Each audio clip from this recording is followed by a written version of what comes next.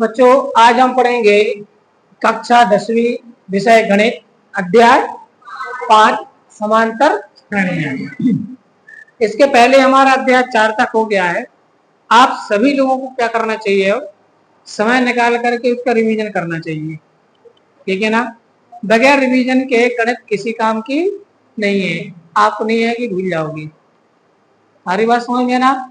तो चूंकि आप लोगों को 4 से उसमें डाला था मैंने और बाकी क्लास में पढ़ाई है 3 से, तो 1 और 2 के वीडियो मैं बिल्कुल क्वार्टरली एग्जाम के पहले उसमें डाल दूंगा, ठीक है ना। तिमाही के पहले, तिमाही आपकी कितने तारीख से है? 18 के पहले हम उसमें बना करके डाल देंगे। तो आप लोगों को अपना रिवीजन चालू रखना चाहिए, ठीक है ना। क्योंकि हमें कहाँ तक पहुंचना है? अध्याय 6 तक पहुंचना है, 6 तक टच करना है। टच तो करने हैं कम से कम उसको परीक्षा तक। तो हमारे पास बैक होने का तो कोई रोल ही नहीं है यहाँ पर, ठीक है। तो आप उसको तैयार कर लीजिए, है ना। तो और कहाँ पर आपको उसमें देख लेना है वीडियो? में कहाँ ढूंढोगे कक्षा 10वीं की वीडियो? प्ले लिस्ट में। कहाँ पर जाना है उसमें? आप प्ले लिस्ट में जाना। प्ले लिस्ट के अंदर आपको फोल्डर मिलेंगे, तो अलग अलग है, 10th 12th 11th सबके अलग अलग है। तो आपको अपना उसमें देख लेना है और वो क्रम से भी आपको मिलेंगे, तो उसी से आप अपना रिवीजन चालू रखना, ठीक। अब देखें कक्षा 5वीं, तो कक्षा यहाँ पर क्या लिखना है? 10वीं अध्याय 5 और समांतर श्रेणियां। इसके इंग्लिश में बोलते हैं अर्थमेटिक प्रोग्रेशन। क्या बोलते हैं? इसलिए शॉर्ट में इसको एपी लिखेंगे। क्या लिखेंगे? एपी। तो जब मैं एपी लिखूं तो आपको एपी का मतलब क्या समझना है? समांतर श्रेणी। क्या समझना है? एपी का फुल फॉर्म क्या है? अर्थमेटिक प्रोग्रेशन, ठीक है ना। Arithmetic progression. तो अब ये समांतर श्रेणियां होती क्या है, ठीक है। मैं यहाँ पर कुछ आपके दो की टेबल पढ़ते ना, तो देखो जरा क्या होता है। 2 2 दूनी 4, 6 8 10 ऐसे होता ना। तो आपको कैसे पता चला कि ये 2 की टेबल लिखी हुई है? तो आप देखो 2 का अंतर है सब में, और 2 से शुरू हुई, 2 दूनी 4, सब में 2 का अंतर चल रहा है। ऐसी कोई 3 से शुरू हुई, अब 3 की टेबल 3 3 6 9 12 15 डॉट डॉट डॉट, ठीक है ना। अगर आपको आगे कोई भी चाहिए हो तो आपको पता है अच्छी तरह से कि अंतर आपको समान मिल रहा है। तो अगर हम संख्याओं की ऐसी कोई सीरीज, ऐसा कोई समूह ले लें जिनमें 2 क्रमागत संख्याओं का अंतर एक समान हो। 2 क्रमागत संख्याओं का अंतर कैसा हो? जैसे इनका अंतर कितना है? 2, इनका अंतर 2, इनका अंतर 2, इनका अंतर 2, इनका अंतर 3, इनका अंतर, सबका अंतर कितना आ रहा है? तो इस प्रकार की जो संख्याओं का ये समूह होता है, इसको बोलते हैं समांतर अनुक्रम या समांतर श्रेणी। लेकिन परिभाषा हम ये नहीं लेते अंतर समान है, क्योंकि अंतर में तो आपको ये लगेगा कि 6 और 3 का अंतर भी 3 है, 3 और 6 का अंतर भी 3 है, और घटाने पर 3 में से 6 घटाएंगे ऋण 3 आएगा, 6 में से 3 घटाएंगे धन 3 आएगा। कंफ्यूजन ना हो इसलिए परिभाषा क्या बोलते हैं?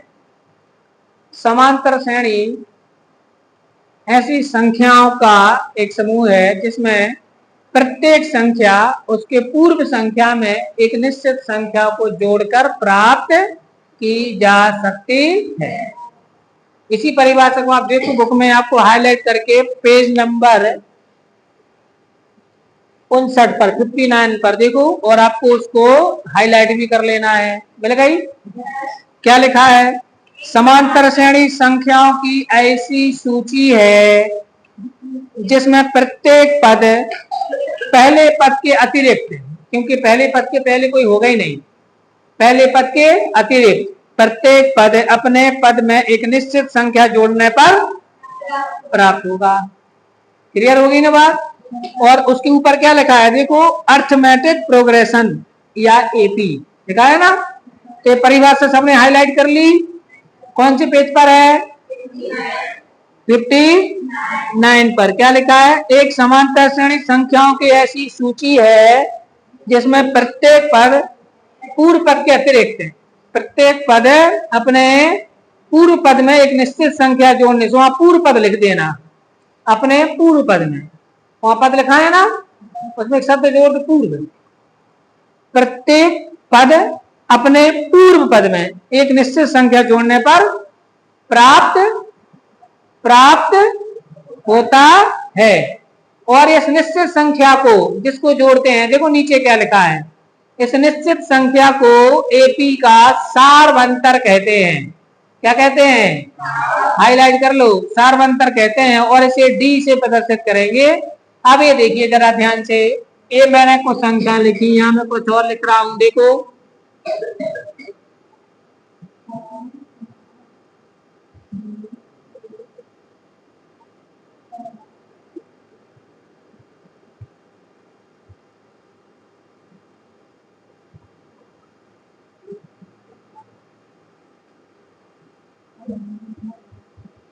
इसी प्रकार यहां देखो, अब जरा पहले बात करते हैं पहले नंबर वाली की, इसकी बात देखो। इसमें आप देखो प्रत्येक पद, पहले पद को छोड़ करके प्रत्येक पद उसके पूर्व पद में 2 जोड़कर प्राप्त हो रहा है। देखो पहला पद बस छोड़ दो, अब आ जा दूसरे पद। ये कैसे मिला? इसमें 2 जोड़ो, 2 में 2 जोड़ो 4, अब 4 में 2 जोड़ो, तब मैंने 4 में 2 जोड़ा तो 6 मिला। तो 6 कब मिला? जब उसके पूर्व पद में, ये पूर्व पद और ये क्या लगा उत्तर पद बाद वाला, तो ये पूर्व पद में कितने जोड़े? 2। अब इसमें 2 जोड़ो तो 8 मिलेगा, 8 में 2 जोड़ो तो क्या हो रहा है यहाँ पर? प्रत्येक पद उसके पूर्व पद में एक निश्चित संख्या जोड़कर प्राप्त हो रहा है। ऐसे नीचे देखो 3 3 जोड़ते जाओ, पहला पद छोड़ के बाकी सब में। तो पहले पद में 3 3 6, माने पहला पद 16 मिलेगा। फिर इसमें 3 जोड़ा 6 6 3 9 9 3, क्लियर है ना? अब 6 के पहले तो कोई है नहीं है, तो उसमें कहां से जोड़ दें? इसमें देखो प्रत्येक में कितना जोड़ रहा है बताओ यहाँ पर? अब -3 जोड़ रहा है। अब किसी को अपन ऐसा भी कह सकते हैं प्रत्येक पद में से 3 घटा रहे हैं, लेकिन परिभाषा में अपन ने क्या बोला? जोड़ने पर तो कितने जोड़ रहा है? -3। 8 में -3 जोड़ो 5, 5 में -3 जोड़ो 2, 2 में -3 जोड़ो -1, -1 में -3 जोड़ो, अरे बात समझ नहीं यार। यहाँ पर देखो 7 में 5 जोड़ो, 12 में 5 जोड़ो, 17 में 5 जोड़ो। आपको क्लियर हो गई? ये कौन लिख रहे हैं? बताओ ये है कि नहीं है समांतर श्रेणी? बताओ ये है कि नहीं है? अब तो दिक्कत हो गई। तो मैंने अभी परिभाषा में अपन ने क्या पढ़ा? एक निश्चित संख्या जोड़ करके, वो संख्या शून्य भी हो सकती है। तो यहाँ पर कितने जोड़ रहे हैं? शून्य। 4 में शून्य जोड़ो 4, 4 में शून्य जोड़ो 4 में शून्य जोड़ो। अब जितनी मैंने यहाँ पर ये समांतर श्रेणियां बनाई हैं, इन सब में देखो आप, तो जो जिस निश्चित संख्या को हम जोड़ते हैं ना, उसको अपन बोलते हैं सार्वमांतर। क्या बोलते हैं? अब सार्वमांतर क्यों बोलते हैं इसको? सार्वमांतर का मतलब होता है सर्व माने समान, अंतर तो सब में समान अंतर होता है, तो नाम क्या हो गया? सर्वांतर। सर्वांतर कैसे निकाला जाता है? देखो किसी भी समांतर श्रेणी का सर्वांतर निकालने के लिए कोई भी 2 पद ले लो। कौन से पद? और आगे वाले पद में से पीछे वाला घटा दो। पीछे में से आगे वाला नहीं घटाना है, आगे में से, जैसे इसका सर्वांतर निकालना तो हमने ये 2 पद ले लिए, अब 4 में से 2 घटाओ। अब जैसे कोई होशियार बने और 2 में से 4 हटा दी, तो उसका सर्वांतर क्या आ जाएगा? -2 आएगा, वो गलत हो जाएगा। तो नियम क्या है गणित में? कि आगे वाले पद में से पीछे वाले को घटाना है, ध्यान रखना। ऐसे इसमें देखो इसका सर्वांतर कितना आएगा? 6 में से 3 गए 3, या यहाँ निकालो 9 में से 6 गए 3, या यहाँ निकाल लो 12 में से 9 गए 3। इसका सर्वांतर निकालो, 5 में से 8 गए -3। अब याद करो -3 जोड़ रहे थे ना, जोड़ रहे थे, तो 5 में से 8 घटाओ, 2 में से 5 घटाओ, और -1 में से 2 घटाओ, -3 आएगा। अरे -1 में से -2 घटाओ तो उत्तर कितना आएगा? आएगा नहीं आएगा?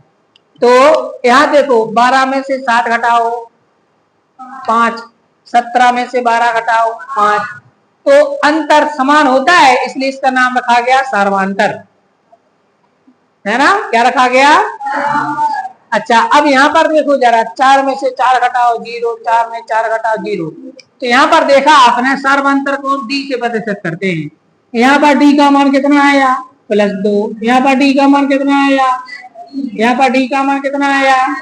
यहाँ पर डी का मान कितना आया? यहाँ पर डी का मान कितना आया? क्लियर है ना। इसका मतलब हुआ, आप देखो डी का मान ऋणात्मक भी हो सकता, धनात्मक भी हो सकता और शून्य भी हो सकता। और ये कमाल की बात ये बताने के लिए मैं आपको इतने उदाहरण बता रहा था, बुक में देखो नीचे बोल्ड करके लिखा है उसने कि सर्वांतर का मान धनात्मक, ऋणात्मक या शून्य लिखा है, उसी परिभाषा के नीचे लिखा है। देखो क्या लिखा है, सर्वांतर धनात्मक, ऋणात्मक या। अब ये लाइन तुमको परीक्षा में या तो खाली स्थान में या सत्य सत्य में आ जाती है कि सर्वांतर का मान धनात्मक, ऋणात्मक या शून्य कुछ भी हो सकता है। सत्य है कि असत्य है? सत्य है, इसलिए थ्योरी भी क्लियर करना है। तो बताओ डी का मान 1 हो सकता है, 2 -5 0 कुछ भी हो सकता है, ध्यान रखना। तो डी का मान धनात्मक भी हो सकता है, ऋणात्मक भी हो सकता है, और यहाँ पर डी का मान 0 है, इसलिए ये भी एक समांतर श्रेणी है। हाँ, मैंने बोला धनात्मक, ऋणात्मक या शून्य, मैंने ये तो नहीं बोला कि धनात्मक पूर्णांक या ऋणात्मक पूर्णांक, मैंने ये तो नहीं बोला। मैंने क्या बोला? केवल धनात्मक, ऋणात्मक या शून्य, मतलब पूर्णांक भी हो सकता, परिमेय भी हो सकता, माने जैसे 1/2, ऋण 3/5, 8/9 ऐसा भी हो सकता। क्लियर होगी ना बात। तो आपका कोई भी परिमेय संख्या इसमें हो सकता है मान, कोई भी परिमेय संख्या आपका ही निकल सकता। अपरिमेय, अगर इसमें अपरिमेय संख्या होगी तो डी का मान अपरिमेय भी हो सकता है, यानी डी का मान कोई भी वास्तविक संख्या हो सकता है। क्या हो सकता है? कोई भी वास्तविक संख्या। वास्तविक में क्या क्या आ जाएगा? परिमेय भी आ जाएंगी और अपरिमेय भी आ जाएंगी। सर्वांतर को किससे प्रदर्शित करते हैं? डी से। किससे प्रदर्शित करते हैं? अब मैं आपको बता रहा हूं समांतर श्रेणी का मानक रूप, एपी का कौन सा रूप? मानक रूप। एपी का मानक रूप, स्टैंडर्ड फॉर्म ऑफ एपी। जैसे हमने द्विघात समीकरण का मानक रूप लिखा था, क्या था? ax वर्ग धन bx धन c बराबर था कि नहीं था? जैसे हमने रैखिक समीकरण का मानक रूप लिखा था, रैखिक समीकरण में कहा a1x धन b1y धन c1 बराबर 0, a2x धन b2y धन c2 बराबर 0 लिखा था ना। ठीक इसी प्रकार समांतर श्रेणी का भी एक मानक रूप होता है, वो होता है ऐसा। देखो a plus D, a plus 2d, a plus 3d dot dot dot, ये इसका कौन सा रूप है? मानक रूप। ए को बोलते हैं प्रथम पद, ए को बोलते हैं, और डी को क्या बोलते हैं? सर्वांतर। डी क्या है यहाँ पर? सर्वांतर। तो डी सर्वांतर है और ए क्या है? प्रथम पद। क्लियर हो गया ना बात। तो यदि किसी एपी का, अब मैं समांतर श्रेणी को एपी बोलूंगा, यदि किसी एपी का प्रथम पद ए और सर्वांतर डी हो तब उसका मानक रूप ये होता है ए, फिर ए में डी जोड़ते जाओ, a plus d, a plus 2d, a plus 3d plus dot dot dot. क्यों जोड़ रहा है डी? क्योंकि परिभाषा में लिखा है ना। परिभाषा में क्या लिखा था कि निश्चित संख्या को जोड़ने से प्राप्त होती है ऐसी सूची, संख्याओं की ऐसी सूची जिसमें प्रत्येक पद इस पद में निश्चित संख्या को जोड़ने से प्राप्त होता है। यही बोला कि नहीं बोला? यही बोला कि नहीं बोला? तो फिर वही संख्या डी हो गई। उसी संख्या को अपने सर्वांतर बोला था, तो सर्वांतर को जोड़ते जाओ सब में। जब सर्वांतर ज्ञात करना हो तो अपन को 2 पद लेना है, आगे में से पीछे वाले को माइनस कर देना है। लेकिन जब आपको श्रेणी बनाना हो तो सर्वांतर को सब में जोड़ते जाओ। पहले पद में जोड़ो, दूसरा, दूसरे में जोड़ो, सबके समझ में आ गई। अब आपको पहली वाली प्रश्नावली में क्या करना है, ये चेक करना है कि समांतर श्रेणी है या समांतर श्रेणी नहीं है, और है तो उसमें ए और डी आदि आदि पता करिए। देखो, तो मैं आपको पहली प्रश्नावली के सवाल समझा रहा हूं, इतना समझ आ गया सभी को? क्लियर है? सबको क्लियर हो गया? डी का मान कैसा कैसा हो सकता? धनात्मक हो सकता। अब जरा आप उदाहरण नंबर 1 पर बात करते हैं। उदाहरण नंबर 1 मिला, इसमें लिखा है एपी सच दैट, माने एपी इस प्रकार है। किस प्रकार है? 3/2 comma 1/2 comma 1/2 comma 3/2 comma dot dot dot लिखा है ना। वो कह रहा है के लिए प्रथम पद और सर्वांतर लिखिए। का प्रथम पद हुआ क्या चाहिए, और क्या बोला उसने? सार्वंतर। सार प्रथम पद और सार्वांतर, ये दो चीजें अपन को क्या करना है? ज्ञात करना है। सबको मिल गया? सबको मिल गया? सब बच्चे बोर्ड पर देखो। दो प्रकार के सवाल होते हैं। एक वो कहेगा एपी है तो प्रथम पद और सर्वांतर बताइए, या ऐसा सवाल आ सकता पहले चेक करिए एपी है या नहीं है, और अगर एपी है तब ए और डी का मान ज्ञात कीजिए। सवाल अवंता समझ में आ गया? पहले सवाल में क्या बोला मैंने? एपी है, ए और डी का मान ज्ञात कीजिए। और दूसरा क्या बोला? एपी है या नहीं है ये भी चेक कीजिए, और यदि है तो ए और डी ज्ञात कीजिए। तो किस टाइप का सवाल है?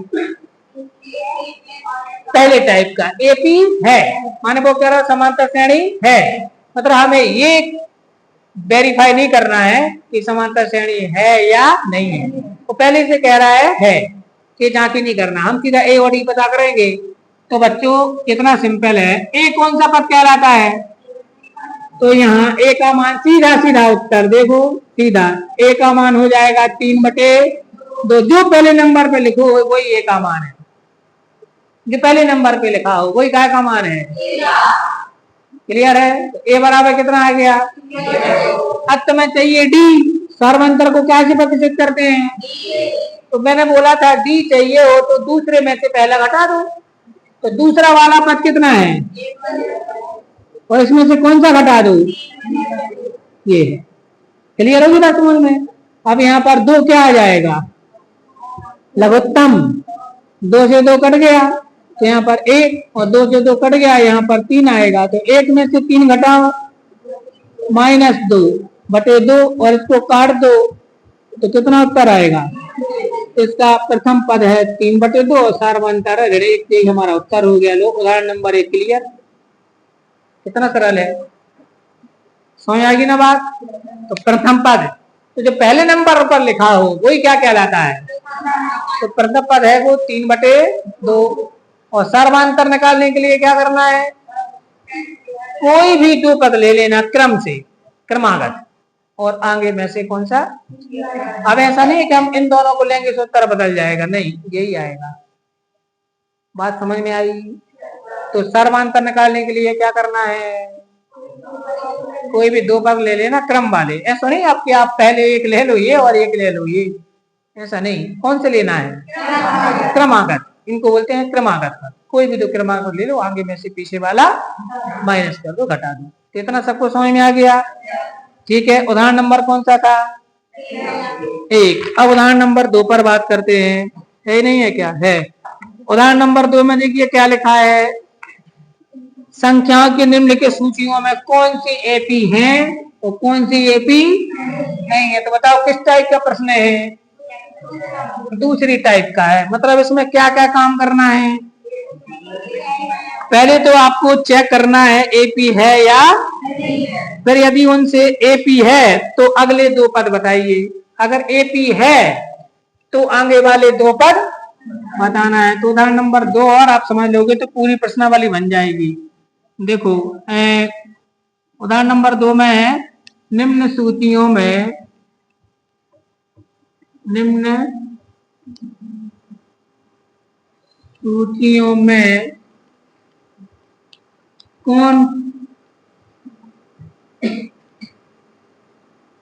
कौन से एपी या कौन सी एपी है, कौन सी एपी है या नहीं, ठीक है ना। यदि एपी है, यदि कोई क्या है, यदि कोई एपी है तो क्या करना है, तो अगले दो पद लिखना है। तो अगले दो पद बताइए, अगले दो पद बताना है, ठीक है ना। अब एक प्रश्न में पहला नंबर है 4, 10, 16, 22 डॉट डॉट डॉट। दूसरा प्रश्न क्या है, 1, ऋण 1, ऋण 3, ऋण 5 डॉट डॉट डॉट। तीसरा क्या है, ऋण 2, 2, ऋण 2, 2 डॉट डॉट डॉट। और चौथा क्या है, 1, 1, 1 फिर 2, 2, 2 फिर 14। क्लियर है ना। आप इसको सीख गए तो फिर प्रश्नावली पूरी तैयार। बहुत सरल है बच्चों। मैं एक बात आपको बता दूं, ये अध्याय सबसे सरल है, मतलब बहुत ही सरल है। अगर आप इस अध्याय को अच्छे सीख लोगे तो ब्लूप्रिंट आ गया ना, आपको ग्रुप में डाला था, देखा था, तो शायद 5 नंबर के अध्याय में से आना है और सबसे सरल अध्याय में से एक है। अब देखो इसी में से पहला सवाल है, पहले संख्याओं का क्रम लिखो, 4, 10, 16, 22 और 1 डॉट डॉट। कितनी संख्याएं हैं, तो सबसे पहले क्या करो, सबके बीच का सर्वांतर निकालो। अगर एक सा है तो ये पी है, नहीं तो। अब पहले 10 में से 4 घटाओ, कितना आएगा। अब 16 में से 10 घटाओ, अब 22 में से 16 घटाओ, तो एक सा आ रहा, तो लिख देना अतः यह एपी है। तो नीचे लिखेंगे चूंकि क्रमागत पदों का अंतर कैसा है, क्रमागत पदों का अंतर एक समान है। अंतर कैसा है, एक समान है। अतः यह सूची क्या है, एपी है। एक बात तो क्लियर हो गई कि नहीं हो गई। अब हमें अगले दो पद चाहिए, तो जरा देखो, पद इसको बोलते हैं सर्वांतर, इसी को जोड़ने से मिलता। तो 4 और 6, 10 और 6, 16 और 6, 22 और 6। तो अगले दो पद क्या हो जाएंगे, अगले दो पद इस प्रकार होंगे। एक आएगा क्या 28 और अगला 34। लो जो हमारा सवाल पूरा हो गया। तो पहली बात तो हमें बताना था एपी है या नहीं है। तो एपी है या नहीं है कैसे चेक किया हमने, दो दो पद लेकर सबका अंतर, सबका चेक करना है। ऐसा नहीं यहाँ पर हो और यहाँ पर नहीं हो, जितने तो पूरा देख लेना है। जैसे मिल जाए कि यहाँ अंतर आ गया तो नहीं, और जब मिल जाए तो जो एक सा अंतर होता है उसी को सर्वांतर बोलते हैं। तो सर्वांतर को हमेशा जोड़ते जाते हैं तो पद मिलते जाते हैं। ए plus d, a plus 2d, सब में डी जोड़ते जाओ। तो ऐसे इसमें अपन ने जोड़ दिया डी, तो 22 से 28 और 6 34। अब इसका दूसरा वाला देखो, दूसरे वाले में क्या लिखा है, 1, ऋण 1, ऋण 3, ऋण 5 डॉट डॉट डॉट। तो अब ये एपी है या नहीं है, तो चलो घटाओ।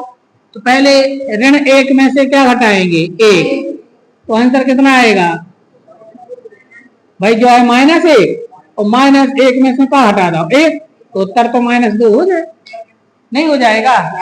अब यहाँ पर देखो ऋण 3, ऋण 3 में से क्या घटाना है, ऋण 1, ये है दो पद, तो ऋण 3 में से क्या घटाना है, तो एक ऋण इसके पास पहले से है, एक ऋण हमने लगाया है घटाने के लिए, तो ये माइनस माइनस का गुना क्या हो जाएगा, तो ऋण 3 धन 1 हो जाए। तो बताओ उत्तर क्या आएगा, -2 आएगा। तो एक सा आया। अब इसका और चेक कर लो। अब -5 में से क्या घटाना है, -3, यहाँ भी चेक करो। तो यहाँ पर लिखेंगे -5 और माइनस माइनस का गुणा, तो बताओ -5 + 3। देखो ऐसा देखने में लग रहा था कि ये भी नहीं है, लग रहा था, लेकिन यहाँ देखो बताओ एपी है कि नहीं है? तो नीचे क्या लिखेंगे? यही बात लिख देना कि क्रमागत पदों का अंतर कैसा है। यहाँ आप लिखेंगे अंतर समान है। अंतर कैसा है? समान है। अतः यह क्या है? एपी है। अगर एपी है तो कौन से पद बोल रहा हूं? अगले वाले पद बताना है। तो चलो बताते हैं। तो अगले दो पद क्या हो जाएंगे? हाँ, अगले दो पद इसको जोड़ दो। तो पहले -5 में -2 जोड़ो और -7 में -2 जोड़ो। बस तो ये हमारे अगले दो पद आ गए। क्या तुम्हें इसमें कोई प्रॉब्लम? बिल्कुल सरल है ना? ठीक। अब हम देखते हैं इसके तीसरे और चौथे प्रश्न को। ठीक है, किस किस को? अब तीसरे वाले को चेक करते हैं। तीसरे में -2 फिर 2 फिर -2 फिर 2 डॉट डॉट डॉट। ठीक है, तो चलो पहले इन दो को लेते हैं। तो पहले 2 में से -2 घटाएंगे। समझ आ गई ना बात? ये है दूसरा पद और ये है पहला। तो दूसरे में से पहला, तीसरे में से दूसरा, चौथे में से तीसरा, ऐसे करते ना। तो क्या आएगा? माइनस गणित माइनस प्लस, तो आंसर कितना आया? समझ में आया? अब इन दो को लो। तो -2 में से क्या घटाएंगे? 2। तीसरे में से कौन सा घटाना है? तो -2 में से 2 घटाओ। तो -2 -2, तो उत्तर कितना आएगा? तो क्या अंतर एक समान आया? नहीं आया। लेकिन ये देखने में लग रही थी जैसे हो, लग रही थी ना। क्या लिखेंगे कि चूंकि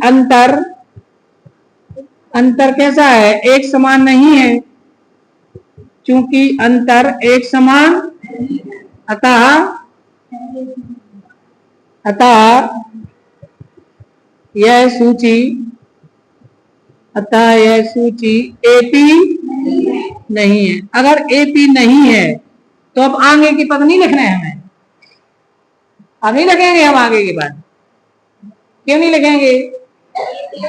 भाई उसने ये बोला था कि एपी हो तो लिखना है, नहीं तो। अब तुम बताओ ये वाली एपी है कि नहीं है? चेक करो। पहले इन दो को चेक करो। एक में से एक गया, एक में से एक गया, लेकिन 2 में से एक गया। अंतर एक समान आ रहा है क्या? तो ये भी एपी नहीं है। तो सबको क्लियर हो गया उदाहरण नंबर 1। अब आप जरा देखिए प्रश्नावली में। ठीक है ना? अब आप प्रश्नावली में देखिए।